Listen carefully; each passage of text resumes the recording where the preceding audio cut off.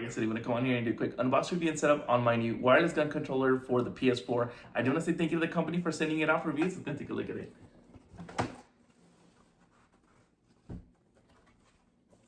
It comes with the user manual right here. Just quick instructions on it.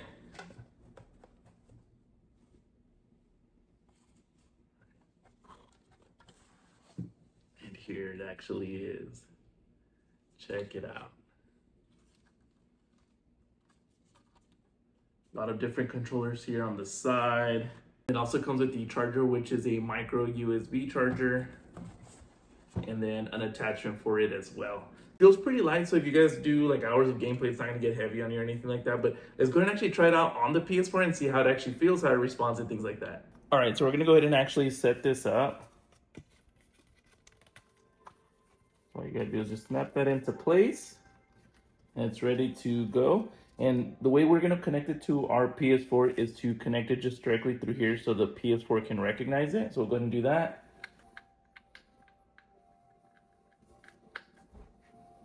All right, and all I did was hold that PS button for a couple seconds and now it's ready to go. So I do want to show it's got all your traditional buttons from the controller right here. You can actually navigate right on here as well. What's cool is this part right here lights up blue, as you can see. And then you also have your R1, R3, L1 back here. This is where you turn it on. I can go ahead and navigate the menu just using this. So go ahead and pick this one. Welcome to your first training camp, recruit. Here you will learn the basic combat skills needed to fight against the Blackwood infestation. As you can see, right down here it does have a way for you to move. But man, this is, as you can see, it moves right with you. Is a dead target. Alright guys, so truth be told, I haven't touched my PS4 in years, but this thing had me locked in. First impression was this motion aim actually works way better than I expected. Instead of just flicking a joystick, I'm physically moving the entire controller to track targets. And it's surprisingly responsive. There wasn't any lag, maybe 8 milliseconds top. Every time I shifted my aim, the game followed instantly. It honestly made me feel like I was part of the mission, not just watching it unfold. The battery does go strong. It does have a 1200 milliamp hour battery. It does work for up to 10 hours. No drops or disconnections so far.